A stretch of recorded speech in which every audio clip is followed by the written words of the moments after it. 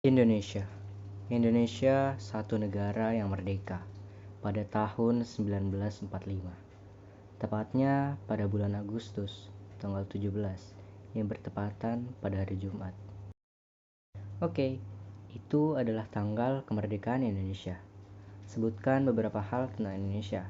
Aku hitung 1 sampai 5. Apakah sudah? Oke. Mungkin salah satu dari kalian itu ada yang menjawab, negara maritim atau negara agraris, dan negara yang banyak memiliki sumber daya alam yang melimpah. Tapi apakah kalian tahu sejarah Indonesia?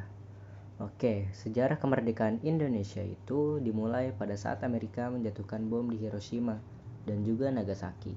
Saat Perang Dunia Kedua, bom tersebut menyebabkan kekuatan Kekaisaran Jepang melemah sehingga Jepang mengaku kalah tanpa syarat pada tanggal 15 Agustus dan ditandatangani di atas kapal Missouri pada tanggal 2 September 1945.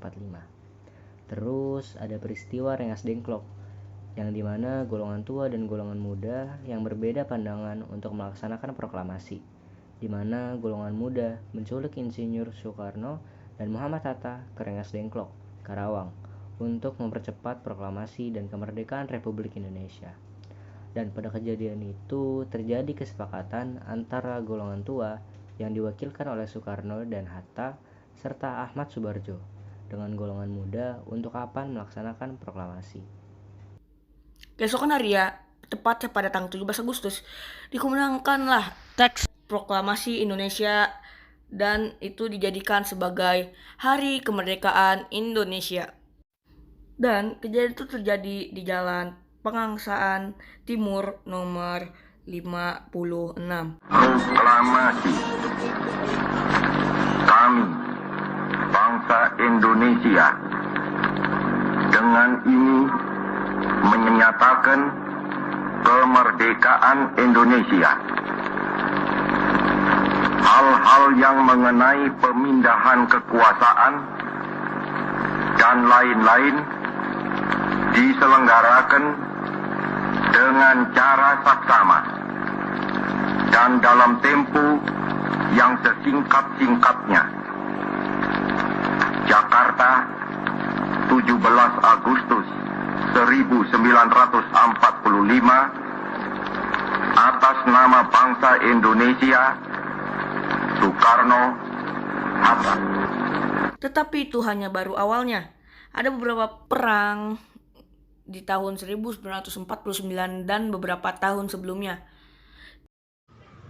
Sehingga terjadi di konferensi meja bundar sebagai sebuah pertemuan yang dilaksanakan di Den Haag, Belanda dari 23 Agustus hingga 2 November 1949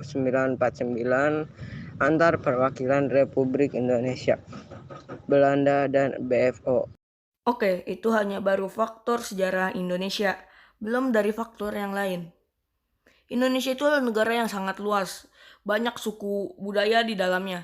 Dari Sabang hingga Merauke, secara geografis Indonesia terletak di antara dua benua dan dua samudera, yaitu benua Asia dan benua Australia dan Samudra Pasifik dan Samudra Hindia, di mana banyak perdagangan dari Timur Tengah menuju daratan Cina atau Jepang atau kapal-kapal yang ingin menuju Australia. Salah satu wilayah di Indonesia yang sering digunakan untuk dilewati kapal menuju Cina dari Eropa maupun Timur Tengah adalah Selat Malaka dan Laut Natuna Utara, di mana kapal-kapal tersebut yang ingin menuju Cina melalui Singapura akan melewati jalur tersebut. Ini dapat dijadikan sebagai salah satu bidang pendapatan Indonesia di bidang transportasi barang maupun penumpang. Selain itu, di bidang pariwisata, Indonesia banyak wilayah yang berpotensi sebagai pusat pariwisata dunia. Salah satunya adalah Provinsi Bali yang memiliki banyak pantai yang indah dan banyak wilayah di Indonesia yang lainnya memiliki kebudayaan yang sangatlah indah. Salah satunya adalah membatik dari Jawa. Untuk makanan di Indonesia, banyak sekali makanan dari Indonesia. Dari Pulau Sumatera hingga Pulau Jawa saja, itu sudah banyak sekali makanan yang nikmat-nikmat seperti empe-empe atau rendang dari Pulau Sumatera dan cendol dari Jawa Barat atau sate bandeng dari Provinsi Banten. Dan salah satu hal minat orang asing yang ingin datang ke Indonesia adalah melihat keindahan Indonesia dari Sabang hingga Merauke, dari Miangas hingga Pulau Rote. Di sektor industri, Indonesia tidak kalah dengan negara barat. Indonesia pun sudah bisa membuat pesawat ataupun kereta api dan berbeda dengan negara-negara tetangganya di Asia Tenggara. Seperti mengirim beberapa pesawat ke Senegal dan juga beberapa rangkaian kereta ke Filipina. Bidang militer pun Indonesia tidak kalah dengan negara tetangganya. Di Asia Tenggara saja Indonesia sudah menjadi nomor 1 dan nomor 16 di dunia menurut Global Firepower. Pasukan militer Indonesia juga digunakan sebagai pasukan perdamaian PBB. Terjadi operasi tersebut untuk terakhir kalinya saat terjadi perang Lebanon di Lebanon Selatan. Jadi, karena faktor-faktor di belakang kita sebagai putra dan putri Indonesia wajib membuat Indonesia bangga dengan usaha kita masing-masing. Merdeka!